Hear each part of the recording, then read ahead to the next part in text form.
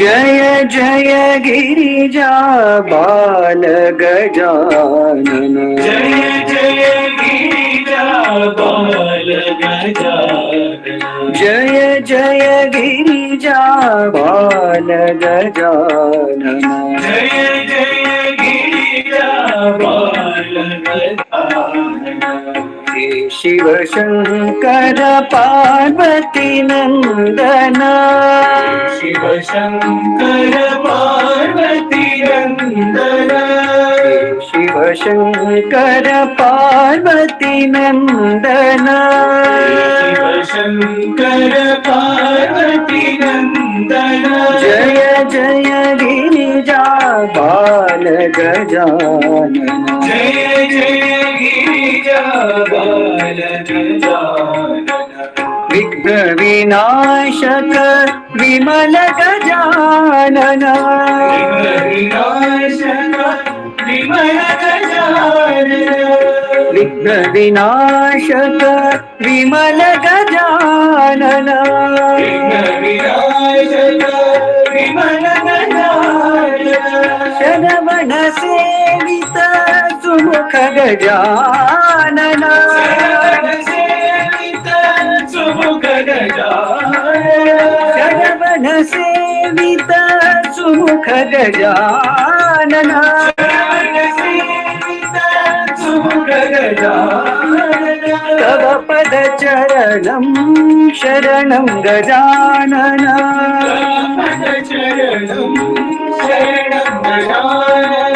तव पद चरणं शरणं गजानन। शरणं गजानन। जय जय गिरिजा बाल गजानन। जय जय गिरिजा बाल गजानन। शिव शंकर पार्वती नंदन। शिव शंकर पार्वती नंदन। जय जय गिरिजा बाल गजानन। जय जय गिरिजा बाल गजानन। विघ्न विनाशक विमल गजानन। विनाशक विमल गजानन। शरवण सेवित सुमुख गजानन। सेवित सुमुख गजानन। तव पद चरणं शरणं गजानन। शरणं गजानन। तव पद चरणं शरणं गजानन। शरणं गजानन। जय जय गिरिजा बाल गजानन।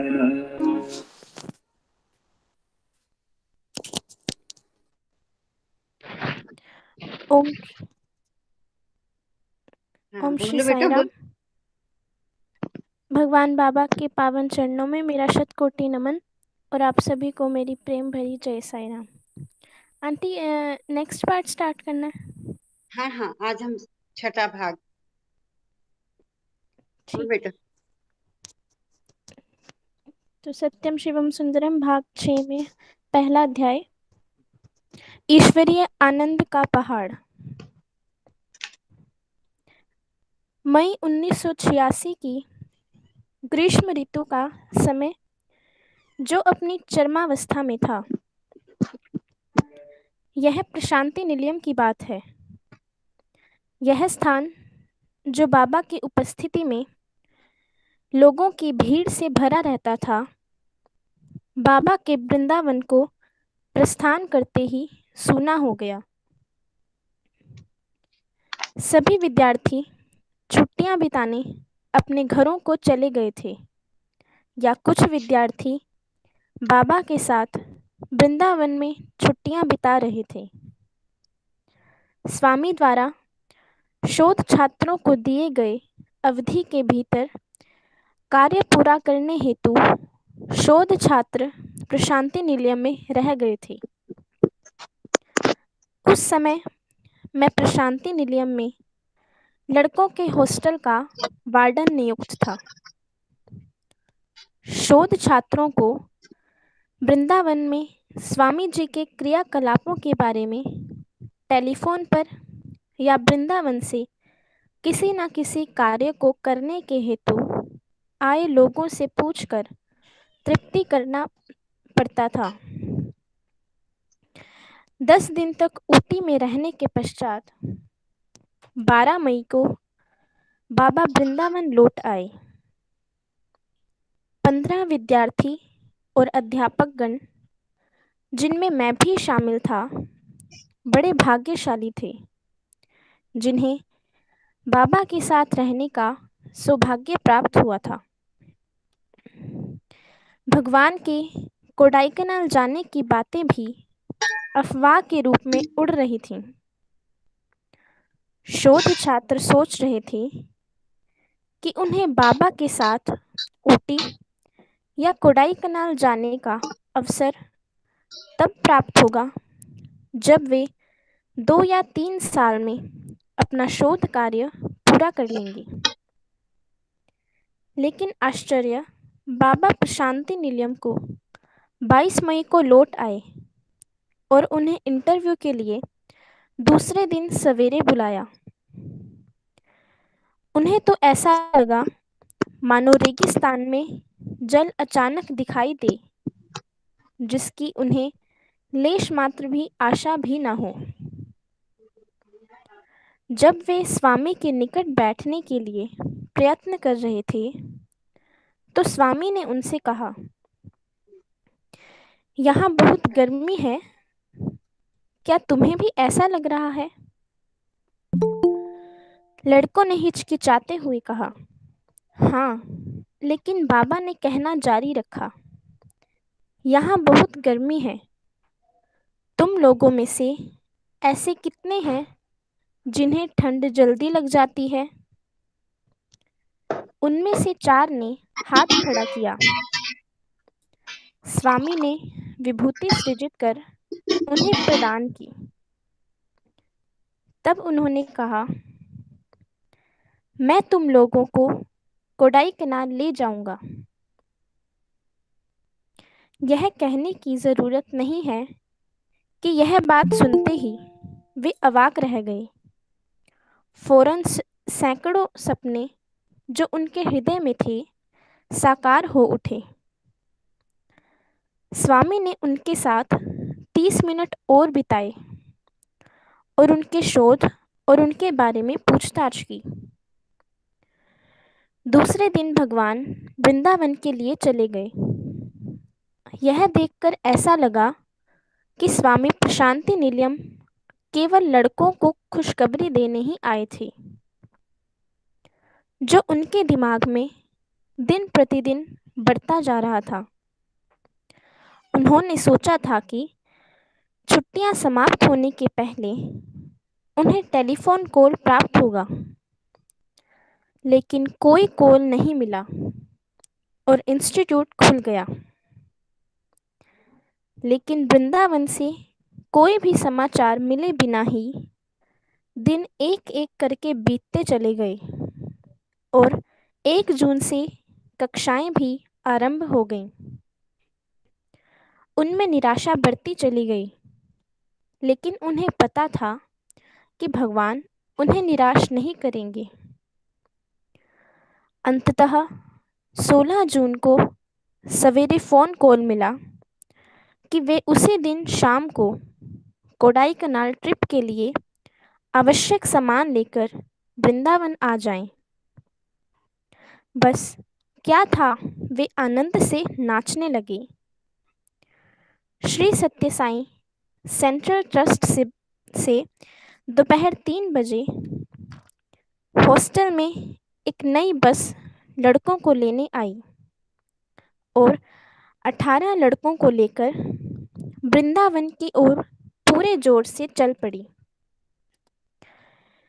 जब वे 7:30 पर वृंदावन पहुंचे, तब वहां बूंदाबांदी हो रही थी और काफी सर्दी भी थी। उनके ठहरने और भोजन की पूरी व्यवस्था करके बाबा विश्राम करने चले गए। दूसरे दिन सवेरे बाबा ने उन्हें झूला हॉल बुलाया। जो वृंदावन में था। कुछ और लड़के जो वृंदावन में रह रहे थे, उनको भी इनके साथ हो लेने का आदेश मिला। बाबा अपने चुने हुए छात्रों की तरह पूरे जोश और उत्साह के साथ पहाड़ी की सुंदरता और वातावरण का वर्णन करते हुए उनका भी उत्साह बढ़ा रहे थे। उन्होंने वहाँ के दर्शनीय स्थान, झील, सिल्वर कास्केड, पिल्लर रॉक्स और क्वाकर्स वाक के बारे में विस्तार पूर्वक उन्हें बतलाया। उसी समय एक स्वयंसेवक हॉल के भीतर आया और सूचना दी, भगवान, कोडाईकनाल में भारी वर्षा हो रही है और 15 दिन तक भारी वर्षा के जारी रहने की आशंका भी है। क्या ट्रिप टाल दिया जाएगा? हर कोई सांस रोके प्रतीक्षा कर रहा था। स्वामी ने अपना फैसला सुनाया। मैं छात्रों को निराश करना नहीं चाहता हूँ। हम कल चलेंगे। सब कुछ ठीक ठाक रहेगा। पहाड़ियाँ, जंगल, लताएं, फूल, पक्षी, बादल, धाराएं और सोते में से किसी भी एक में वह शक्ति है जो सृष्टिकर्ता की याद अपनी सुंदरता से दिलाए। उन सबको एक साथ रखो, वही तुम्हारे लिए कोडाईकनाल हो जाएगा। इन सबके साथ इस युग के अवतार बाबा के संग होने का भाग्य भी जोड़ दो। उन सबकी शक्ति और भावना काफ़ी है मनुष्य को अपना अनंत आनंद और अनुपमता से भरने के लिए।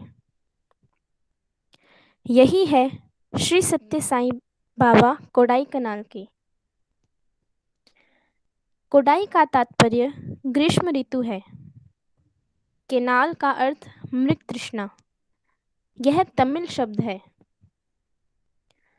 मृग तृष्णा रेगिस्तान के यात्री को इस भ्रम में डालती रहती है कि वहाँ पानी है, जबकि वहाँ पानी नहीं होता है।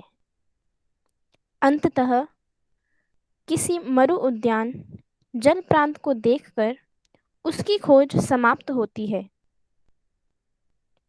ग्रीष्मकाल की चिलचिलाती गर्मी से राहत दिलाने वाला स्थान कोडाईकनाल है। जिस प्रकार थके हारे प्यासे रेगिस्तान के यात्री के लिए ओआसिस होता है, मरु उद्यान होता है, अतः तमिल के शब्द कोडाईकनाल का सरल अनुवाद ग्रीष्मकालीन आश्रय स्थल है। दक्षिण भारत के पश्चिमी घाट के पलानी पहाड़ों के दक्षिणी कोण पर स्थित है कोडाईकनाल। शोलास से यह स्थान घिरा हुआ है। यह स्थान सघन वनों और हरे भरे वृक्षों से युक्त होता है, जो गोभी की याद दिलाता है। देखने में गोभी की तरह दिखता है। चिलचिलाती गर्मी में भी ठंडी छाया प्रदान करता है। पलानी पहाड़ों को संस्कृत में वराहगिरी कहते हैं, जिसका शाब्दिक अर्थ सुअर पहाड़ी है। ऐसा कहा जाता है कि कभी एक ऋषि को, जो इन पहाड़ियों में रहा करता था, 12 बच्चों ने तंग किया, जिससे उन्हें क्रोध आ गया और उस ऋषि ने उन बच्चों को सुअर बन जाने का शाप दे डाला। लेकिन बाद में भगवान शिव वहां आए और उन बच्चों को शाप से मुक्ति दिलाई। कोडाईकनाल समुद्र तल से 2200 मीटर की ऊंचाई पर स्थित है। जो मदुराई, जिसे मंदिरों का शहर कहा जाता है, से 120 किलोमीटर की दूरी पर है। अब यह पहाड़ आश्रय स्थल और ग्रीष्मकालीन रिसोर्ट के रूप में प्रसिद्ध हो गया है। ग्रीष्मकाल में उच्चतम तापमान 20 डिग्री सेंटीग्रेड से कम होता है और सर्दियों में 8 डिग्री से कम होता है। भारत के अन्य हिल स्टेशनों की तरह कोडाई कनाल की खोज भी एक अंग्रेज ने की थी, लेकिन हिल स्टेशन के रूप प्रदान करने का श्रेय अमेरिकी मिशनरीज को जाता है, जिन्होंने 19वीं शताब्दी में मदुराई में काम किया था। 5 किलोमीटर के क्षेत्र में फैली झील के चारों ओर बस्ती बस गई है। शांत जलयुक्त झील और सतह पर नृत्य करती कुमुदिनियां अद्भुत दृश्य प्रस्तुत कर रही थी। प्रातःकाल झील के किनारे टहलना आह्लादकारी होता है। झील के चारों ओर ऊंचाई तक उठे पहाड़ और उन पर लंबे लंबे वृक्ष लहराते हुए दिखाई देते हैं। उलझे हुए बेल और लटकती जड़ें सौम्य वायु से झूमते फूल और झरते झरने इन ढलानों को स्वर्गीय छटा से भर दे रहे थे। जब तुम इन ढलानों की चढ़ाई करते शिखर पर पहुंचते हो, वहां पर तुम्हें अनेक अलौकिक हरे भरे मैदान दिखाई देंगे। इसमें कोई संदेह नहीं है कि कोडाई कनाल को हिल स्टेशन की राजकुमारी पलानी पहाड़ों का मरकत आभूषण वास्तव में सच है। प्रशांति निलयम बाबा का दफ्तर है, वृंदावन उनका घर है और कोडाई कनाल उनके खेल का मैदान है। यह कथन उनके भक्तों द्वारा अक्सर कहा जाता है। जब बाबा 31 वर्ष की उम्र के थे, तभी उन्होंने इसे अपना तीसरा घर बनाया। चूंकि वे प्रकृति के महाप्रेमी थे, उन्होंने मई 1957 में पहली बार कोडाई कनाल का दौरा किया था। इस दौरे में बाबा के लिए एक सुंदर से भवन का प्रबंध करने का सौभाग्य श्री वेंकट मुनि और उनकी पत्नी सुशीलम्मा को प्राप्त हुआ। डिवाइन लाइफ सोसाइटी के संस्थापक स्वामी शिवानंद के 2 शिष्य सन्यासी श्री सदानंद और सच्चिदानंद बाबा के साथ थे। सन 1966 तक बाबा हर वर्ष कोडाई कनाल जाते रहे। फिर उसके बाद 15 वर्ष के अंतराल के बाद फिर वे कोडाई कनाल आए।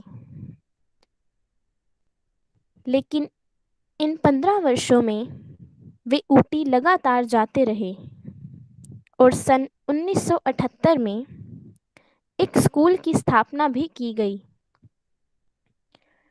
डलहौसी मैंशन में यह स्कूल चलाया जाने लगा।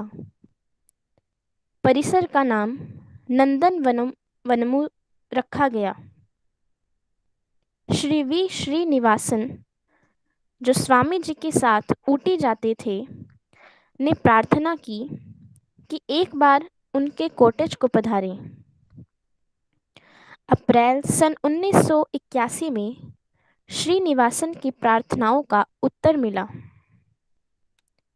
ऊटी में 15 दिन ठहरने के बाद दूसरे दिन जब व्हाइटफील्ड जाने के लिए सामान बांधा जा रहा था, तो बाबा ने सबको विस्मित करते हुए घोषणा की, हम कल कोडाई कनाल जा रहे हैं। हालांकि श्रीनिवासन के लिए यह वरदान की तरह था, पर उनके लिए कठोर परीक्षा का समय भी था। जब उन्होंने इस खुशखबरी को अपनी पत्नी श्रीमती विद्या को दी, जो उस समय कोडाई में थी, उनकी खुशी का पारावार न था। उन्होंने दूसरे दिन मद्रास के लिए रवाना होने के लिए सारा सामान बांध लिया था। ऊपर से उनके 10 वर्षीय बेटे मुरली को बुखार था। यह उनके लिए और उनके नौकरों के लिए बड़ा क्लिष्ट समय था कि बंधे सामान को खोलें और स्वामी के लिए उचित व्यवस्था किया जाए। लेकिन यह प्रेम का ही फल था कि उन्होंने सारी व्यवस्था कर ली। दूसरे दिन शाम को 5 बजे स्वामी जी अपने 6 सहयोगियों के साथ, जिनमें कर्नल जोगाराव और डॉक्टर भगवंतम भी शामिल थे, के साथ कोडाई कैनाल जा पहुँचे। मेजबान श्रीनिवासन ने भी उनके साथ ही यात्रा की। ज्यों ही वे कार से उतरे, उन्होंने देखा कि विद्या श्रीनिवासन उनके स्वागत के लिए कॉटेज के बाहर खड़ी थीं। तमिल में यह कहा, नान नाने वानडिरुकेन, जिसका मतलब था, मैं अपने आप आया। कोडाई कनाल की आत्मा ने इस क्षण के लिए 15 साल से प्रतीक्षा की और तमिल में इन शब्दों को सुनकर विभोर हो उठी। अगले 4 दिन तक स्वामी के साथ आए लोगों ने और बालक मुरली ने स्वर्गीय आनंद की अनुभूति की। स्वामी के आने से पहले ही मुरली का बुखार गायब हो गया था। भीड़ भाड़ से दूर एकांत में स्वामी ने स्वतंत्रता और राहत का अनुभव किया। वह कॉटेज, जो 100 साल से भी पुराना था और ऊंचाई पर बना हुआ था, बहुत ही सुंदर लग रहा था। दरअसल सन 1973 में जब श्रीनिवासन ने इसे खरीदा था, तब इसका नाम माउंट रेस्ट था। श्रीनिवासन ने इसका नाम साई कृपा रखा। जब साई ने अपनी दिव्य उपस्थिति से इसे पावन किया, तो यह माउंट कैलाश की तरह आभास देने लगा। दरअसल भगवान ने श्रीनिवासन से कहा कि प्राचीन काल में यह ऋषियों मुनियों की तपस्थली थी। बाद में पता चला कि ईसाई मिशनरियों द्वारा यह स्थान आध्यात्मिक क्रियाकलापों के लिए प्रयोग में लाया जाता रहा है।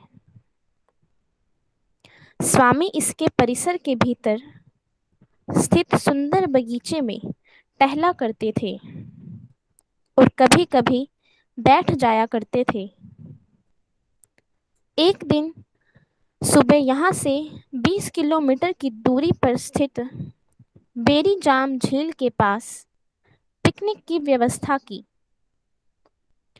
दूसरे दिन स्वामी बहुत पुराने भक्त श्री नरसिंहाचारी के घर पधारे, जो कोडाई कैनाल की परिधि में ही था। उत्तर पश्चिम में झील थी। पहाड़ी पर सांझ का साया पड़ते ही स्वामी अलाव के पास अपनी पार्टी के साथ बैठ जाते और भगवान और उनको पाने का मार्ग के बारे में चर्चा और प्रवचन देते थे। अपने पार्टी के सदस्यों को सांसारिक स्तर से ऊपर उठाते, जहां किसी तरह की भौतिक बाधाएं नहीं थी। सूर्योदय और सूर्यास्त अद्भुत दृश्य उपस्थित करते थे। शाम को लगभग 30 लोग स्वामी के दर्शनों के लिए इकट्ठा होते थे। कुर्सी पर बैठे बाबा, उनके पीछे अस्त होता सूर्य दैवीय दृश्य उपस्थित करता था, जिसे कुछ लोगों को ही देखने का सौभाग्य प्राप्त हुआ। उन्होंने बाबा की तमिल प्रवचनों को भी सुना, जिसे श्रीनिवासन अंग्रेजी में अनुवाद करते थे।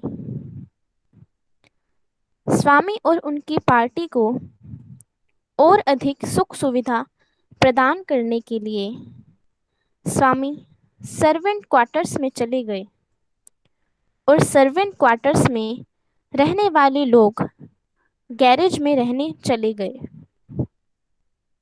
उनके लिए उन लोगों के मन में स्थित प्यार ने उनके हृदय को गहराई से छू लिया था, लेकिन वे अपने भक्तों को कष्ट देकर कभी भी सुविधा का अनुभव नहीं करते थे। यही कारण था उनके उतने थोड़े समय के लिए वहां रहने का। इस एपिसोड का सकारात्मक पक्ष भी है। जब श्रीनिवासन ने उस भवन के आगे अगले ग्रीष्म काल में कुछ और जोड़ने के लिए प्रार्थना की, तो स्वामी ने अनुमति दे दी। बाबा सन 1982 में एक हफ्ते के लिए फिर कोडाईकनाल पहुंचे। उस समय उन्होंने उस निर्माणाधीन भवन में कुछ हेरफेर करने को भी कहा। सन 1983 में ग्रीष्मकाल के आने के पहले ही वह भवन बनकर तैयार हो गया। उस ग्रीष्मकाल में साई 1 महीने से कुछ और दिन तक के लिए अप्रैल मई में ठहरे, जिससे साई सीजन के रूप में ख्याति प्राप्त उस स्थान को साई की उपस्थिति के लिए हिल रिजॉर्ट को उसके बाद से आर्थिक लाभ भी हुआ। साई सीजन जो अप्रैल में शुरू होता है ने संसार भर के भक्तों को कोडाईकनाल की ओर आकर्षित किया। यह आमतौर पर जो सीजन मई में आरंभ होता है उसके पहले ही जुड़ गया। 1 साल के बाद अगले साल इस तरह हर वर्ष भीड़ बढ़ती चली गई। 1984 और 1985 के वर्ष स्वर्णिम वर्ष सिद्ध हुए, जहां श्रीनिवासन के निवास स्थान पर भक्तों की संख्या 10-20 से बढ़ते बढ़ते हजारों तक पहुंच गई। चूंकि वहां दर्शन के लिए इकट्ठे होने वाली भीड़ बढ़ते बढ़ते इतनी हो गई कि उनके लिए जगह पर्याप्त न रहने के कारण गोल्डन एज और अधिक बढ़ाया नहीं जा सका। श्री नरसिम्हाचार्य ने सन 1993 के अंत तक सत्य साई सेंट्रल ट्रस्ट के लिए झील के पास ही एक छोटी सी जमीन ले ली। साईं बाबा ने उस प्लॉट पर गेस्ट हाउस के निर्माण करने को उनसे कहा, जहां नवानगर की राजमाता ठहर सके। भवन निर्माण का कार्य जो 1984 में आरंभ हुआ, उसको पूरा करने का कार्य श्री मोहनदास नायडू, जो कोयम्बटूर के थे, को दिया गया। गेस्ट हाउस 1986 में बनकर तैयार हो गया।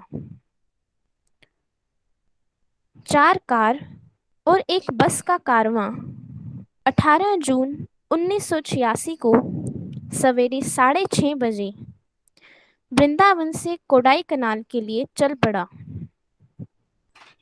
भगवान और उनके कुछ भक्त कार में थे।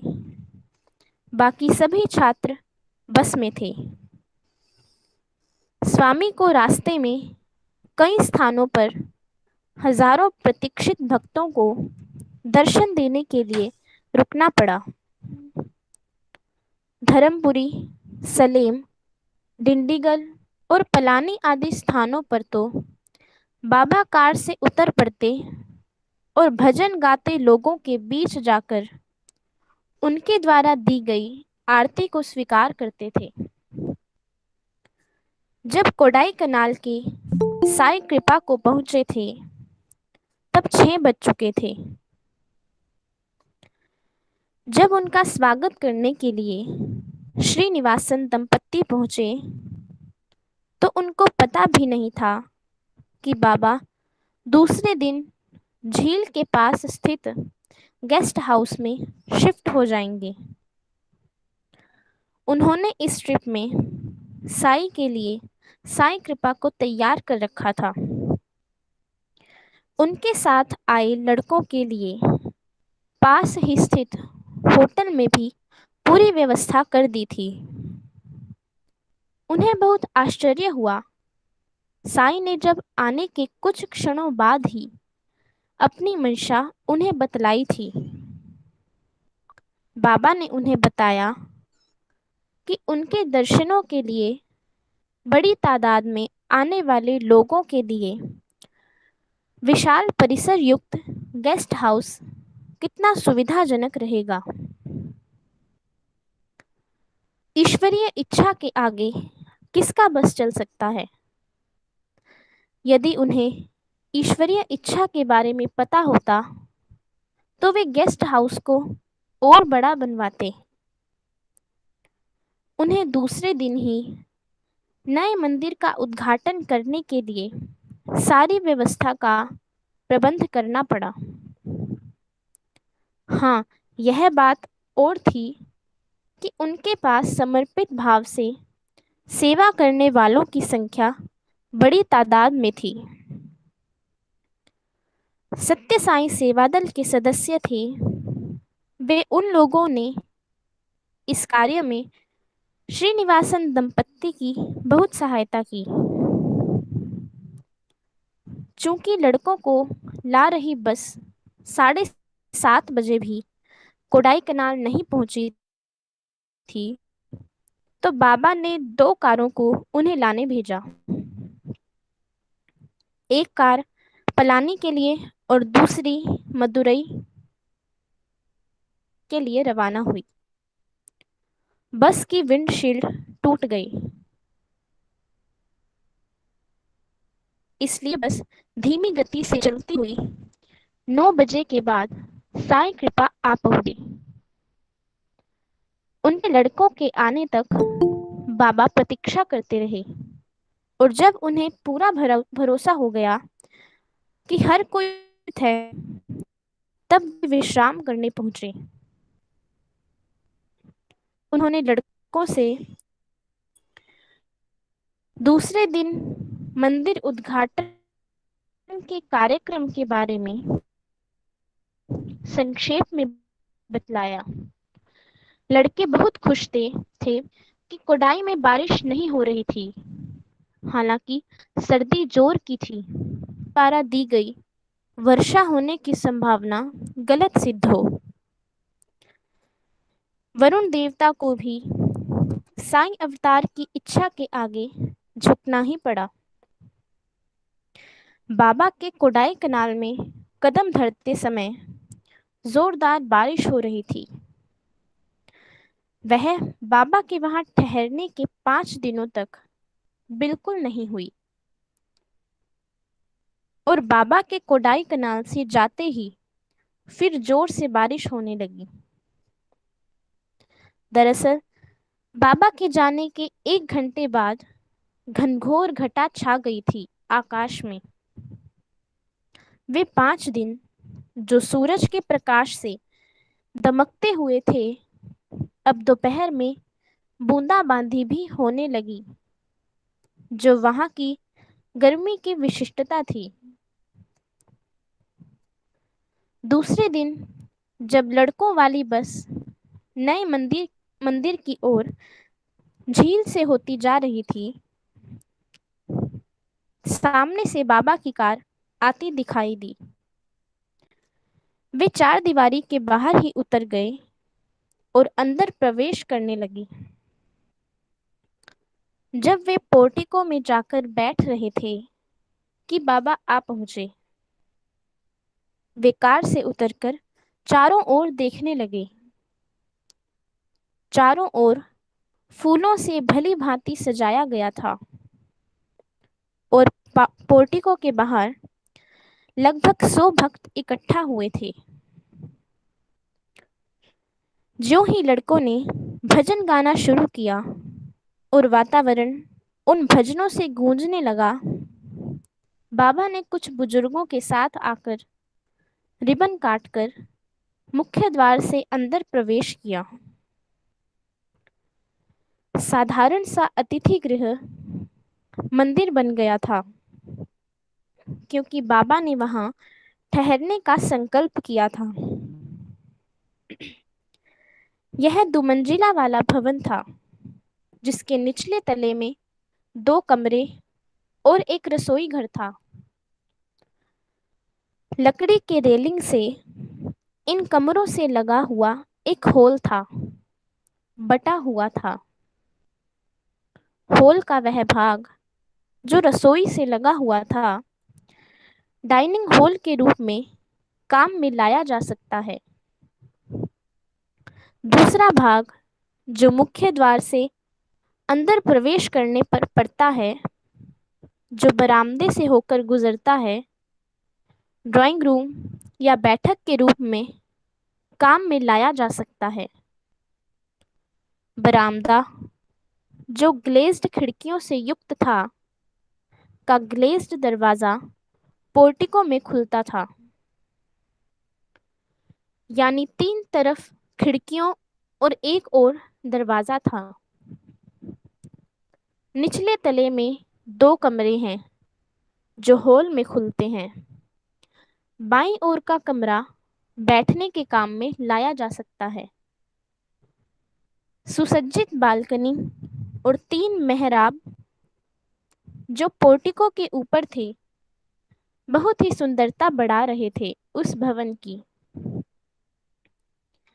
स्वामी जो बरामदे में खड़े थे, वहां से उद्घाटन के कुछ मिनटों बाद चले गए और श्रीनिवासन से कहा कि वे लड़कों को उनका सामान लेकर मंदिर में आने के लिए कहें, और वे ड्राइव के लिए चले गए।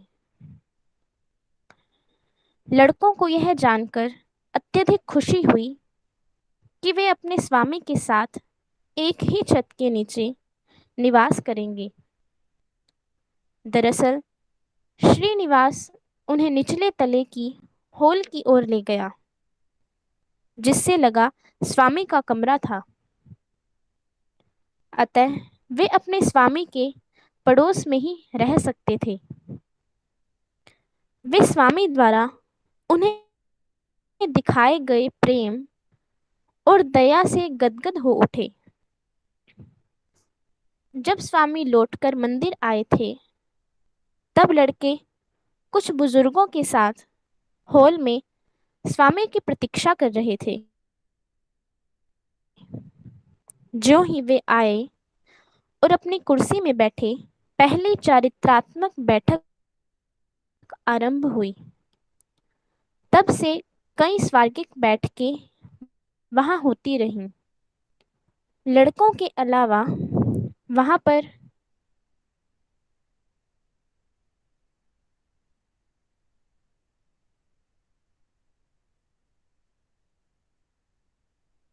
कर्नल जोगाराव,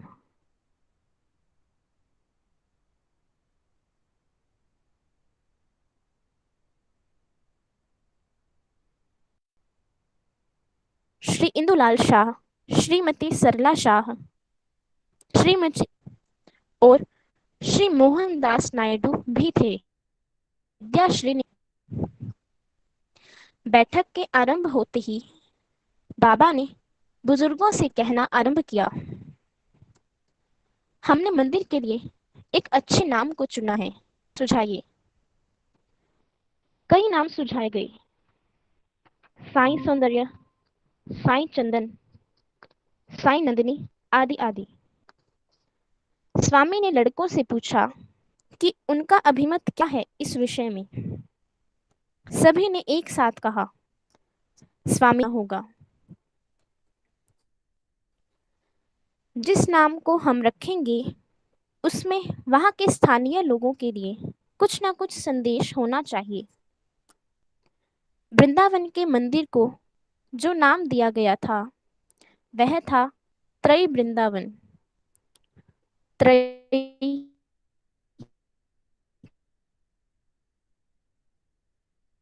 तीन वेदों का प्रतिनिधित्व करता है। हम इस साईं मंदिर मंदिर का नाम साईं श्रुति रखेंगे। भगवान ने इस नाम की घोषणा की और लड़कों से वेद मंत्रों का पाठ करने को कहा। श्रुति शब्द को पहली बार साईं श्रुति में सुना गया। पाठ की समाप्ति पर बाबा ने वेद के संदेश, जीवन का आध्यात्मिक लक्ष्य और उसकी ओर ले जाने वाले मार्ग, इस बारे में छोटा सा प्रवचन दिया। कुछ लड़कों द्वारा बाबा के कहे अनुसार बैठक के बगल में हॉल में भजन का प्रबंध किया गया। बड़े बुजुर्गों ने डाइनिंग टेबल पर रखा खाना खाया तो लड़के जमीन पर बैठकर भोजन करने लगे।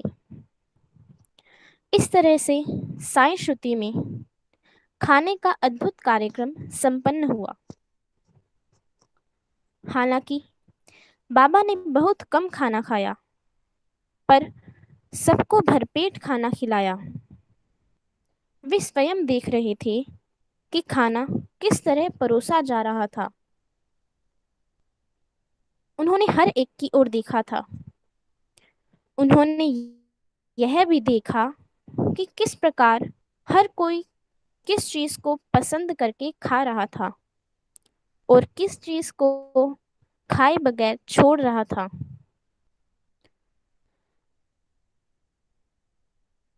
उसके अनुसार ही भोजन परोसा जा रहा था।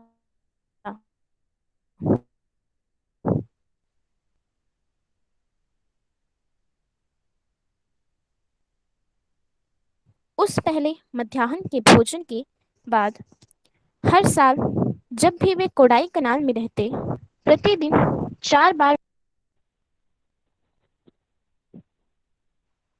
साई राम। सायरा आंटी, साई राम वसुंधरा। सायरा बोलो। अच्छा, हो गया आपका? आगे साई आगे राम पढ़ो, बेटा। यहीं तक पढ़ना है। एक पैरा और पढ़ लो। ठीक है, पढ़ दो, एक ठीक पैरा है। और। जो लोग साईं श्रुति में भगवान के साथ थे, उनके लिए उन 5 दिनों आनंद का त्योहार ही बना रहा। बाबा प्रति क्षण प्रेम और करुणा प्रदर्शित किया करते थे। शारीरिक, बौद्धिक, भावात्मक और आध्यात्मिक रूप से बाबा उन पर अपने प्रेम और अनुकंपा को प्रदर्शित किया करते थे। उन्होंने स्वयं इन्हें उन लोगों को प्रदान किया था।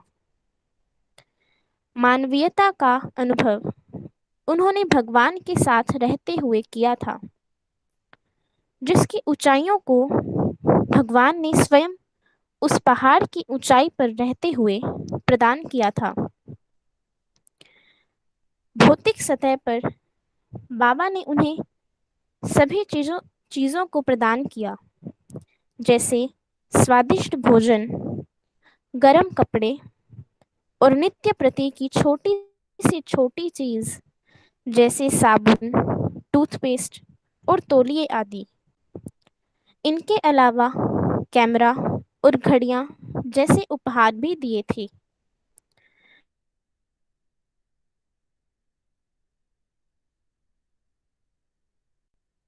के लिए भेजते थे। सायरम। ठीक है बेटा, बस ये आखिरी सेंटेंसेस क्योंकि शायद सुनाई नहीं दे रहा था। कि वे उन्हें झील के चारों ओर घूमने, दृश्य देखने और बोटिंग के लिए भी भेजते थे। साई राम। डॉक्टर अमर सिंह हमारे मध्य में हैं। डॉक्टर साहब, आप थोड़ा कुछ कहेंगे इस सुंदर पाठ के बारे में? साई राम। साई राम जी, साई राम। दिव्य चरणों में कोटि से प्रणाम और उपस्थित सब भक्तजन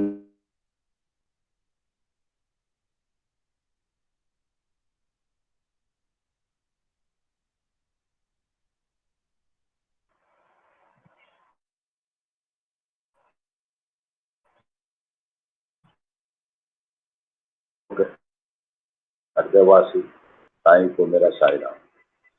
आज की सारी वार्ता और 57 के अंदर पहली बार कोडाईकनाल में गए थे और उसके बाद वो 15 साल तक वो नहीं गए थे।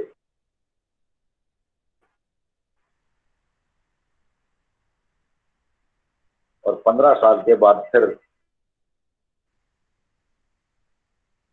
जब वो बाबा ने कोडाईकनाल उनकी प्रार्थना को स्वीकार करके उनके घर में कोडाईकनाल के अंदर श्रीनिवास ने एक बहुत सुंदर पुराना भवन था, कोई अंग्रेजों में टाइम का बना हुआ, उसको परचेज किया हुआ था और उसका जाने से पहले उसका नाम साईं कृपा रख दिया था।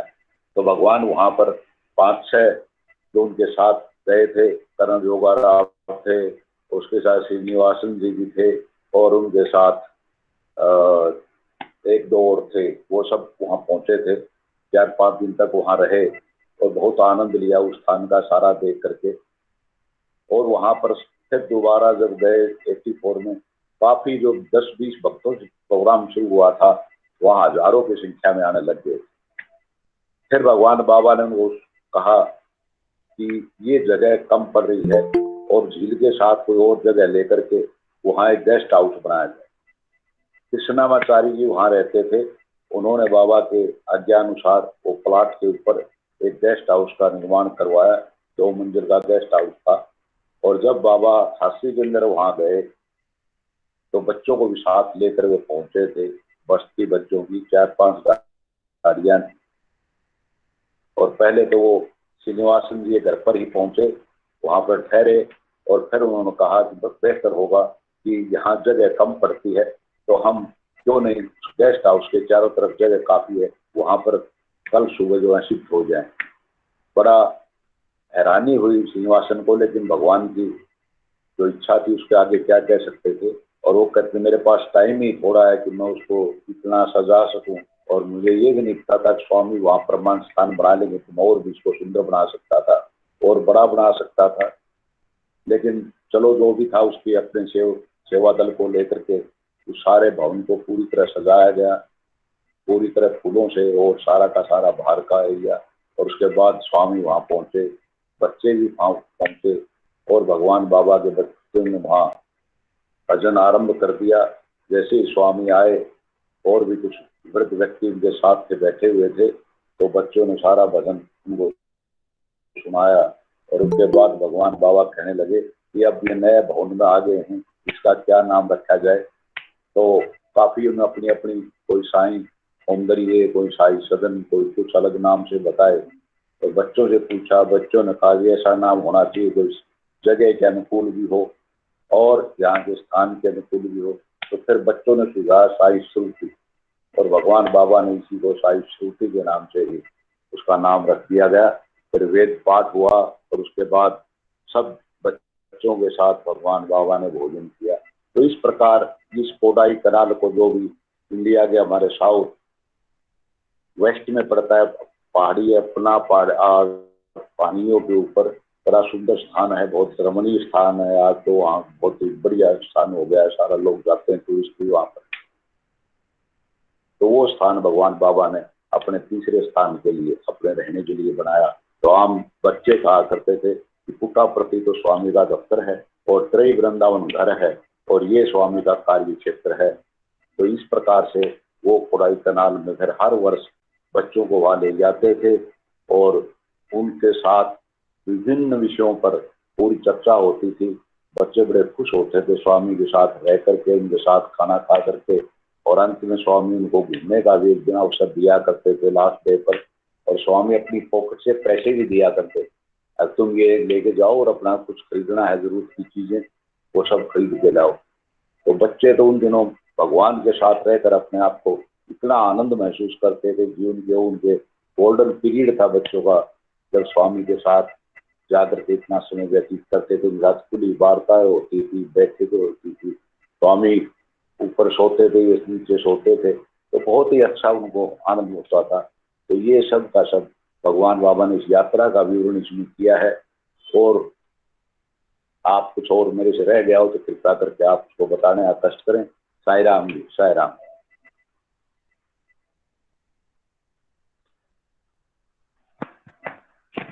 साई राम बहन जी।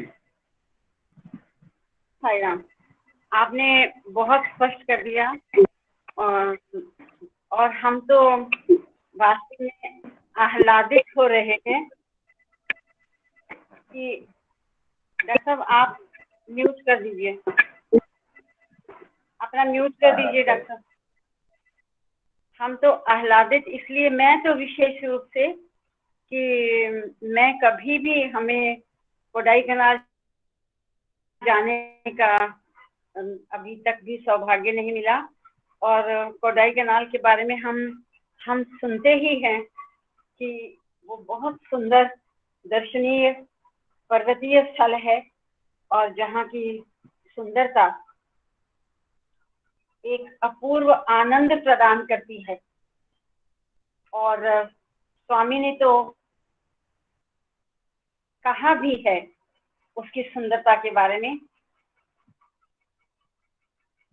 और थोड़ा थोड़ा वर्णन बीच बीच में वहाँ के प्राकृतिक सौंदर्य का आया भी है। हम लोग थोड़ा कल्पना ही कर सकते हैं कि वो कितनी सुंदरता होगी वहाँ पर।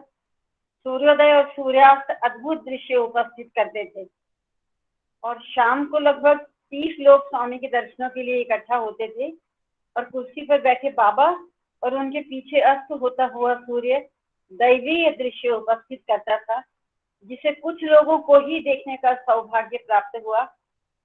उन्होंने बाबा के तमिल प्रवचनों को, जिसे श्रीनिवासन अंग्रेजी में अनुवाद करते थे। ऐसे बीच बीच में बहुत सुंदर प्रसंग आए हैं वहाँ के प्राकृतिक सौंदर्य का। और आज इसमें हमारे जो पूर्व ऑल इंडिया प्रेसिडेंट रहे श्रीनिवासन जी, पहले मैं अभी जब सुना तो मुझे लगा कि ये कोई और श्रीनिवासन होंगे, लेकिन यही बाद में हमारे ऑल इंडिया प्रेसिडेंट हुए। और एक मैं थोड़ा सा आप सबसे शेयर करना चाहूंगी कि बाबा जिनको चुनते हैं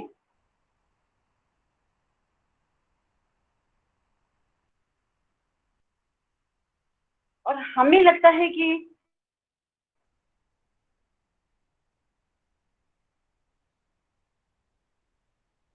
वो शायद साधारण ही है, लेकिन वे लोग बहुत असाधारण, ऐसा स्वामी चाहते हैं। शायद उनके इतना, मैं इसलिए आपसे शेयर करना चाहती हूँ कि अपने भगवान की दिव्यता का अनुभव तो हम कर ही रहे हैं। ऐसे ही लगता है कि हम कोडाईकनाल में ही बैठे हुए हैं अपने भगवान के सानिध्य में। लेकिन भगवान के ये भक्त जो श्रीनिवासन जी, तो मैं आपसे इसलिए शेयर कर रही हूँ कि एक बार कुरुक्षेत्र आने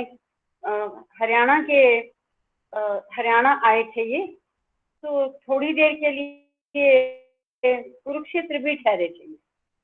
तब हमारे सबसे पहले state president doctor Ramchandra Rana ji थे, तो उन्होंने इनका बहुत सरल ढंग से रहने का इंतजाम किया था।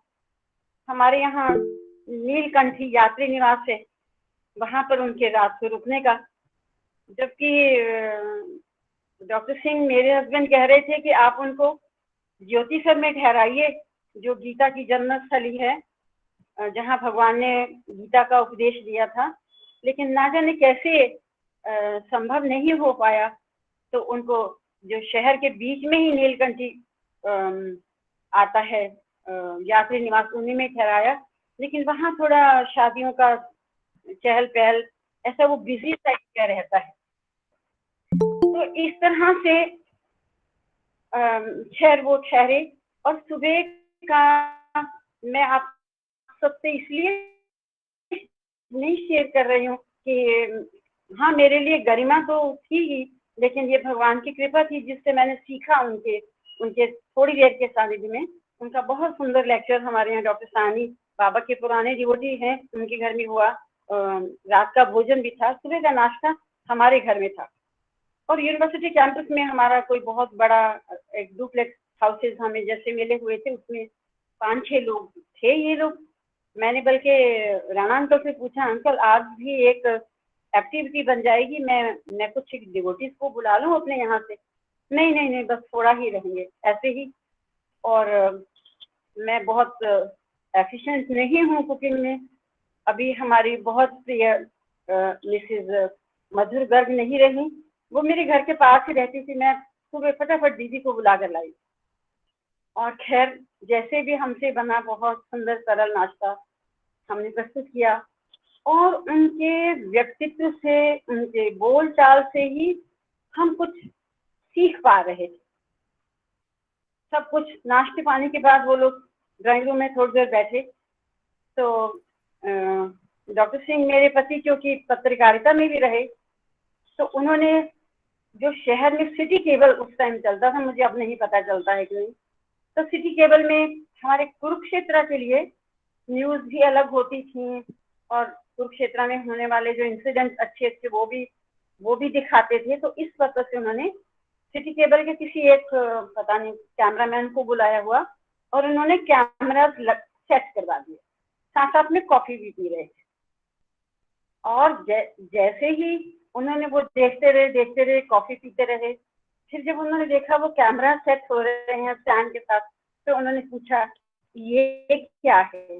तो डॉक्टर सिंह ने कहा कि सर ये हमारे यहाँ सिटी केबल के लिए मैंने कुछ क्वेश्चनियर तैयार किया है, और उसमें आप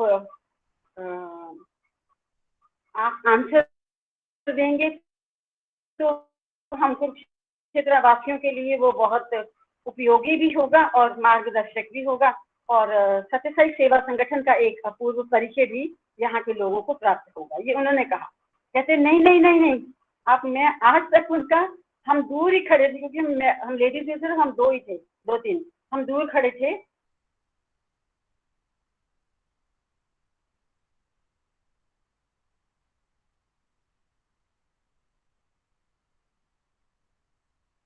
तो मैं उनका एक्सप्रेशन देख पा रही थी। नहीं नहीं नहीं नहीं, वहां फोटो खिंचवाने गया था, ये था उनका विनम्र भाव।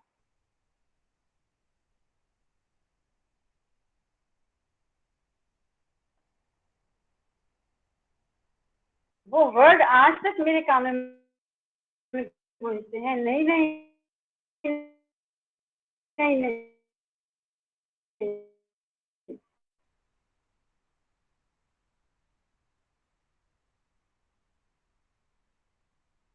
और रहे हैं कब उन्होंने गेस्ट हाउस खरीदा होगा, मतलब जो मुझे थोड़ा बहुत पता है, he was a big businessman also.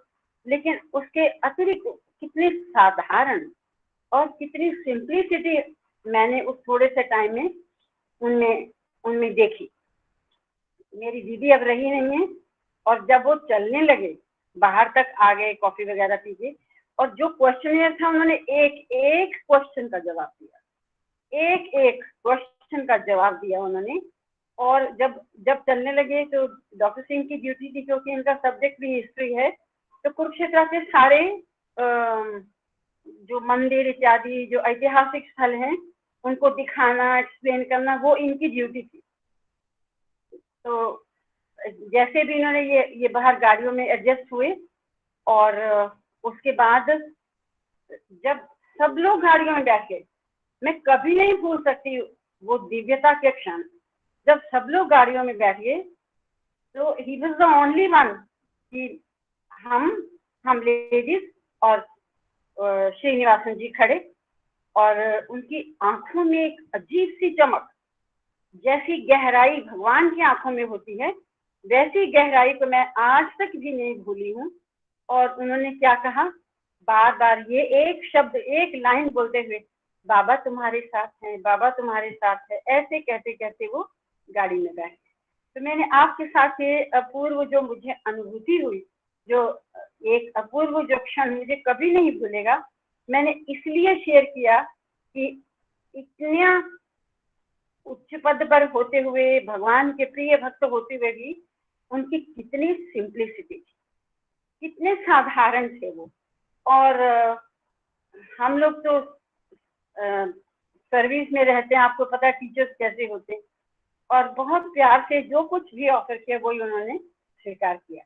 और आज मुझे सभी कुछ पढ़कर बहुत अच्छा लग रहा था। आज विद्या श्रीनिवासन, पहले मैंने सोचा कि वो कोई और हैं, लेकिन जब विद्या श्रीनिवासन के बारे में पढ़ा तो वो उनकी धर्मपत्नी, और अब तो दोनों ही नहीं रहे, और दोनों ही बड़े प्रेम स्वरूप और एक ऐसा व्यक्तित्व था जो सिर्फ जैसे स्वामी के एक भक्त होने का सारे गुण थे उनमें, तो बिना कुछ बोले ही उनसे हमें पता लग जाता था कि क्या वो कहना चाहते, क्या कैसे उनका कैसे वो चाहते हैं बात करना, और बोलते भी बहुत कम थे। ऐसा व्यक्तित्व जिससे बिना बोले ही हम सीख पा रहे थे। तो मुझे बहुत अच्छा लगा आज का पाठ। एक तो कोडाईकनाल, जिसमें हम कभी नहीं गए, हमारी कल्पना है, भगवान से प्रार्थना भी मैं करती हूँ कि हम भी कोडाईकनाल देखें एक बार जाके, जो हमारे भगवान को इतना प्रिय था, जहाँ भगवान ने इतना समय बिताया, और फिर वहाँ